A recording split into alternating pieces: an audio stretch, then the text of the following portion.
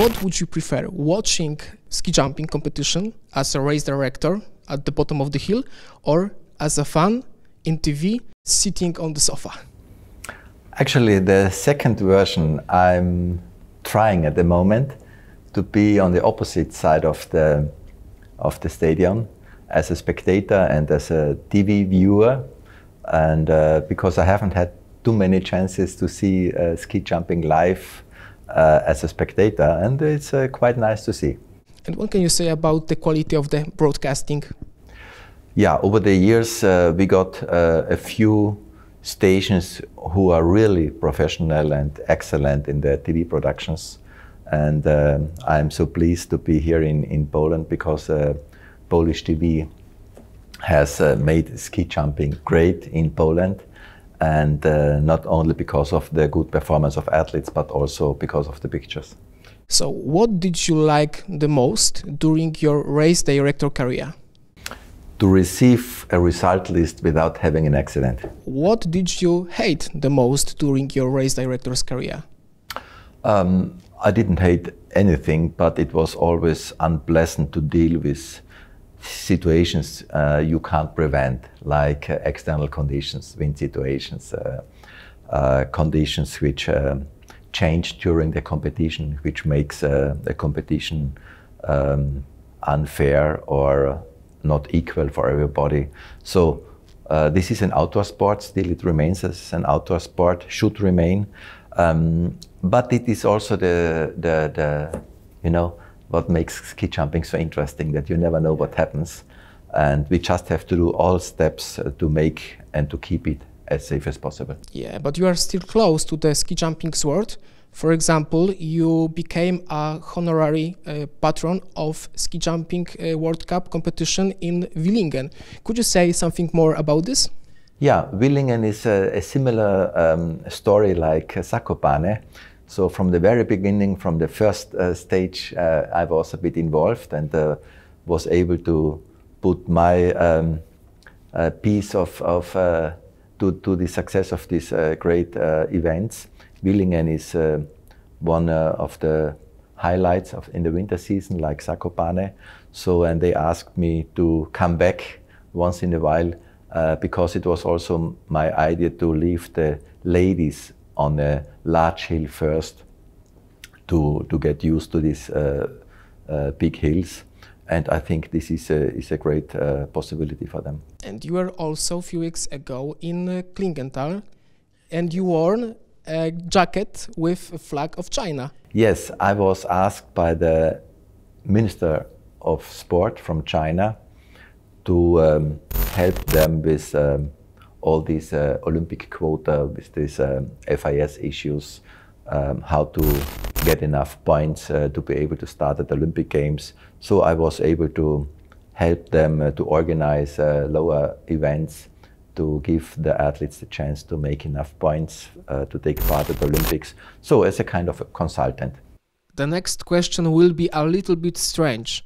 I was talking with coach Joachim Maun a few days ago, and he said to me that he can't say anything about cooperation with Chinese Ski Federation. Are you afraid of Chinese sometimes?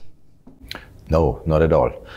Look, in my work in FIS, I tried for so many times to bring youth people together from various countries, different systems, wherever possible, from Kazakhstan to Belarus, from Russia to Italy.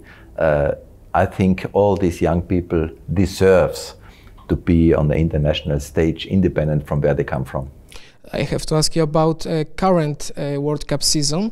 Sandro Pertile call sometimes to you and ask you for help?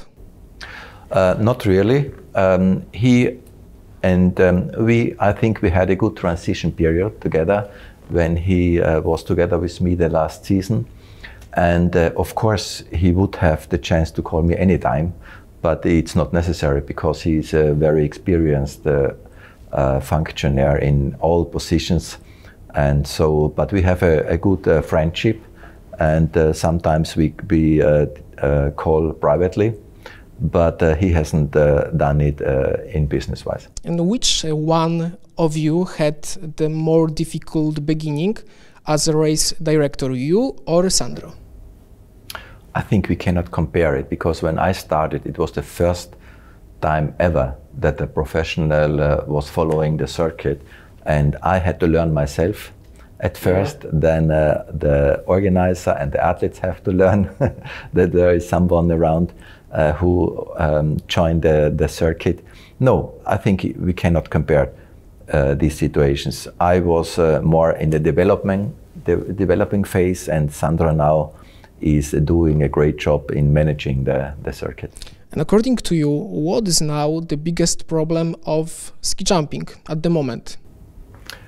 I don't see any problem so far, because we are one of these few disciplines which are still able to host events, sometimes with spectators, sometimes without spectators.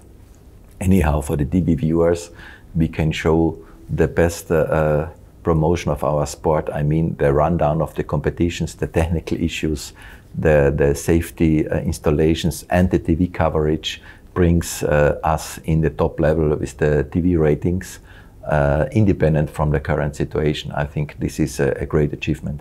What could you say about starting gates? In Bischofshofen organized 4 competitions. Fans were angry, aren't happy, because starting gate was dancing. Sometimes was 7th, sometimes was 9th. What can you say about this? Everybody who is watching ski jumping can have his own opinion about everything. They only have to understand that the jury members, they have to make decisions before they know what is the result of this decision. So it's not easy to lead a ski jumping event. We have easier tools now to use than in the old days. And of course, you have to see the whole strategy. And of course, the spectators, they want to see long jumps and spectacular situations. But on the other hand, I think after such a long period, athletes were still happy to have a smooth competition and a rundown, which pleased everybody. If you were a race director for one more day, what would you like to change in ski jumping? One thing.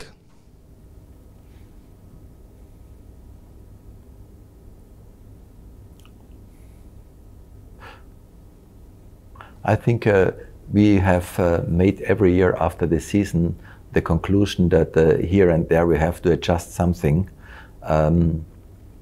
Probably the whole situation with the equipment, with the rules for the suits and this stuff, which makes athletes very nervous and very stressful.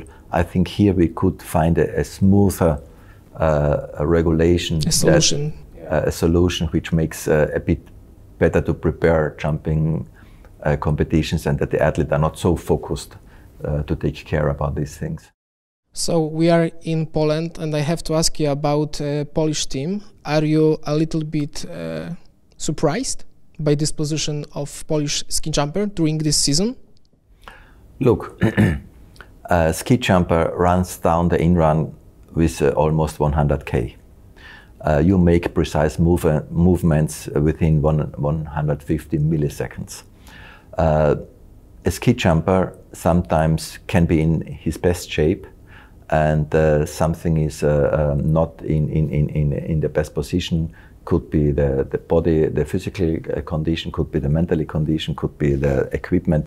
There are so many influencing factors which makes it very difficult to be on the top level every time. But the good thing in ski jumping, you can come back very quick, because all of these 50 athletes who are qualified for the competition competing on a very, very high level. You are in Poland with your books, More Than Sport, More Than Love. What we can read in this book? Yeah, actually I was asked to make a biography about myself, but I didn't think that this is in my intention. But on the other hand, I have received so many questions from the fans about ski jumping in various fields, mostly about the regulations or the rundown of the competitions. And I wanted to give them an answer in a written form, but for me it was too clean to talk just about technical details. I wanted to combine it with a kind of a story in the field of ski jumping. So we have never seen a movie where ski jumping is in the background and ski jumpers acting as in a movie. So I wanted to write something about the human being in this professional sport and all the influences around the sport and technical parts whenever ski jumping is the topic. So it is a new combination. It is probably a new format. I don't know if it is taken by the viewers or by the readers, but it was in my feeling that I would like to do it so. In this book is more your stories or stories of World Cup of ski jumping? All what happens on the protagonist side, on the ski jumper side, are true stories. Yeah. Happened one or another athlete, in one or another place, one or another time, but it happened. And the opposite, the Chinese student, the female student, she is fictive. But she is a kind of symbol for the outstanding person who has difficulty to approach a system which is very closed. The discipline, you know, there are just 400 active athletes in the world, and you have to be an active ski jumper or a retired ski jumper to talk about ski jumping. You cannot talk about ski jumping when you never jump yourself. So it's a very closed system. But sometimes from the outstanding point of view, you could influence with certain inputs, and this is what she has done. So what are your plans for next months and next years? Yeah, one engagement I haven't told you. I'm engaged by the next Olympic Games, which takes place in Cortina and Milano, especially in Val di Fiemme. They have to renovate the jumping facility. And since I was involved in all these Olympic venues, I helped them as a consultant to create the new stadium. They have to rebuild the stadium. So there I will be a few times in the year. And some organizer sometimes ask me for various fields. So here and there I will touch again ski jumping. Because you love this. Sport is my life, and I will stay in the sport. Mr. Hofer, I wish you all the best, stay strong, and I hope that you will be always close to ski jumping world. Thank you very much. Szanowni Państwo, to była rozmowa z Walterem Hoferem, byłym dyrektorem Pucharu Świata w skokach narciarskich.